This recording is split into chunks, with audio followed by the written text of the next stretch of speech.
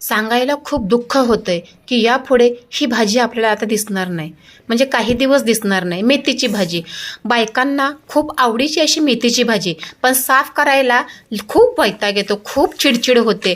मुलांना ह्याला त्याला नवऱ्याला आपण आरडाओरडा करून मेथीची भाजी बनवलेली असेल आतापर्यंत. ही मेथीची भाजी खूप फुगते, खूप फुगते, रुसते आणि बनवल्यावर अशी आटते. तुम्हाला आता काय सांगायचं. आणि असं मस्तपैकी एक घास जरी खाल्ला ना तर आपल्याला किती बरं वाटतं. पण आता बनवून खावा, अजून जरा काहीतरी 10-12 एक महिनाभर बनवून खाऊ शकतो. परत काही भाजी दिसणार नाही थंडीपर्यंत. पुढच्या थंडीला ही भाजी आपल्याला मिळेल. आणि चला झटकेपट असे मस्त भजी बनवले. आता नवऱ्याची सुद्धा चिडचिडच होणार आहे, कारण नवरा कामावर गेला असताना आम्ही बनवलेत भजी आणि खातोय गरमागरम. माझ्या नवऱ्याला अशी गरमागरम भजी खायला आवडतात, पण काय करणार, ती येतात 11 वाजता आणि तोवर काय माणसानं वाट बघायची का. म्हणून आम्ही बनवून घेतला 8 वाजताच आणि खायला बसलो तिघी जणी. आता तिघींनाही फार आवडतं. आता सुक्की फुक्की काय भजी बनवली नाही, मस्त अशी एकजूट भजी माझी झालेली आहे. चला खाऊया मग.